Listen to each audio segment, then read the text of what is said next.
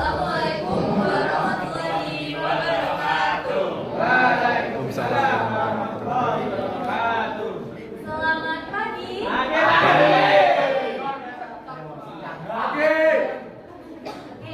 yang terhormat Bu Dede selaku guru PDKU kelas 12-nya 5 dan juga teman-teman sekalian berbahagia pada hari ini. Pada pagi hari ini, kami dari kelompok 6 akan mempresentasikan tentang materi analisis SWOT. Sebelum itu, izinkan kami untuk memperkenalkan diri kami terlebih dahulu, dimulai dari sebelah kanan saya. Perkenalkan, nama saya Syahrayat Syarif Irsyadi, nomor absen 31. Deni Saryanti, nomor 32.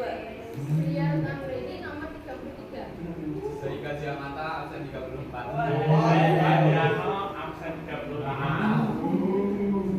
Nah, untuk susunan kegiatan pada pagi hari ini, yang pertama ada penyajian materi, yang kedua ada sesi tanya jawab, yang ketiga ada game, dan yang terakhir panitia akan memberikan pertanyaan. Nah, untuk yang pertama penyajian materi akan diambil alih oleh Zaika. Silakan. Analisis SWOT. Pengertian dari analisis SWOT adalah metode analisis yang paling mendasar yang berguna untuk mengetahui topik dan permasalahan dari 4 sisi yang berbeda dengan hasil akhir arahan atau rekomendasi untuk mempertahankan atau meningkatkan kekuatan dan peluang yang ada serta mengurangi kelemahan dan menghindari ancaman. Setelah itu tujuan dari SWOT satu memudahkan pemetaan faktor-faktor penting seperti isoplas. Di sini faktor pentingnya adalah peluang, pesaingnya adalah Pokari yang sudah memiliki nama atau brand. Setelah itu memprediksi berbagai masalah yang mungkin timbul. Memprediksi berbagai masalah yang timbul di sini yang seperti tadi, Pokari tidak memiliki peluang yang lebih besar daripada isoplas yang di depannya ada gym ataupun lapangan sepak bola. Selanjutnya, mengetahui posisi perusahaan di tengah pusaran persaingan. Yang keempat, memberi kesempatan untuk perusahaan berkembang lebih besar. Yang kelima, memudahkan pengambilan keputusan.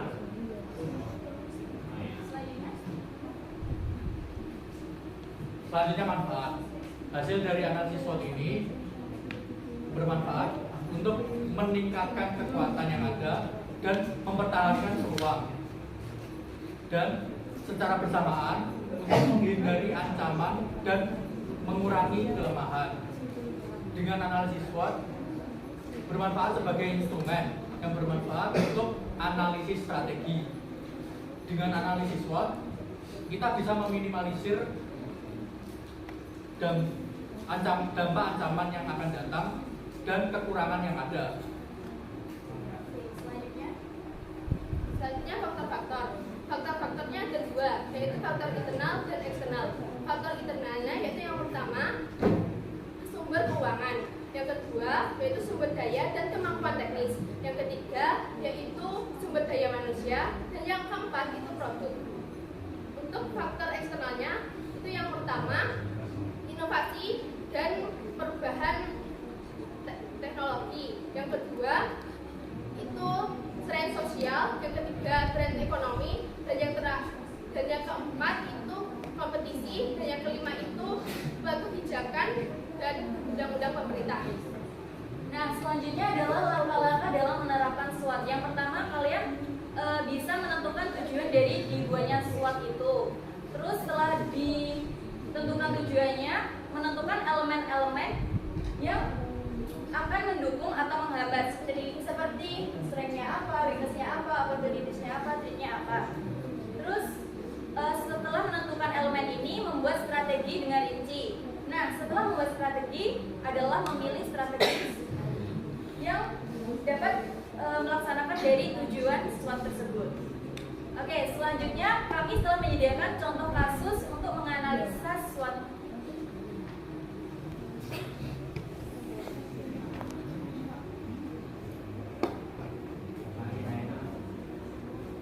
Oke, yang pertama adalah strength. Kita mengambil dan kita akan mengikuti dari isoplas. Harga lebih murah, Kedua, kemasan mudah dibawa atau digenggam. Dan ketiga adalah gulanya lebih rendah daripada produk kompetitor.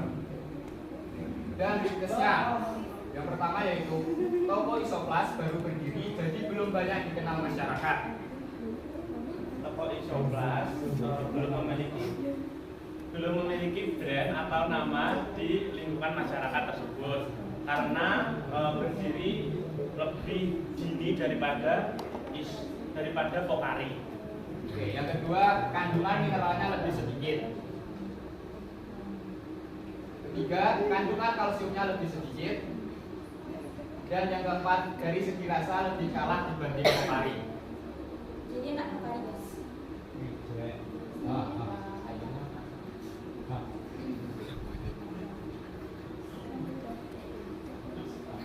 Opportunity atau peluang.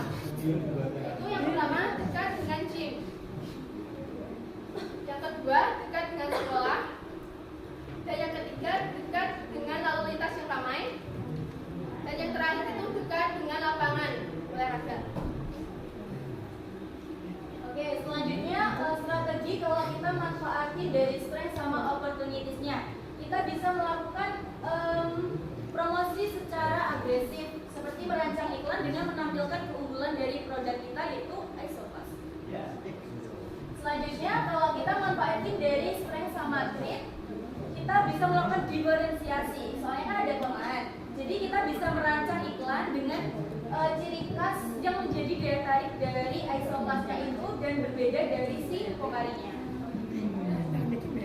Dan kemudian untuk strategi kalau kelemahan tapi memiliki peluang, yaitu dengan karena kelemahannya itu belum dikenal masyarakat, tapi ada peluang dekat dengan gym, dekat dengan lapangan, maka bisa kita strategi pemasaran kita bisa targetkan kepada gym ataupun anak sekolah.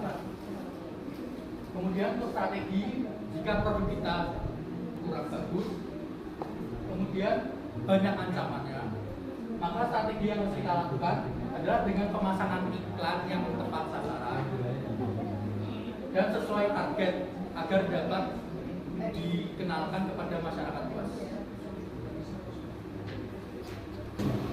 Saya Mesita dari kelompok 3 di sini bertanya, apa saja kendala yang mungkin terjadi ketika melakukan analisis SWOT?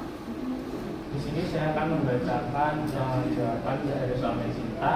Soalnya apa saja kendala yang mungkin terjadi ketika melakukan analisa SWOT? Yang pertama, tidak memprioritaskan masalah sehingga berkemungkinan akan banyak hal-hal yang tertunda atau terabaikan. Yang kedua, tidak memberikan solusi atau menawarkan keputusan alternatif. Yang ketiga, meski membantu dalam menghasilkan banyak ide, tetapi tidak membantu Anda memilih mana yang terbaik. Yang keempat, menghasilkan banyak informasi, tetapi tidak semua tepat dan berguna untuk keputusan bisnis Anda. Dimulai dalam hitungan 3,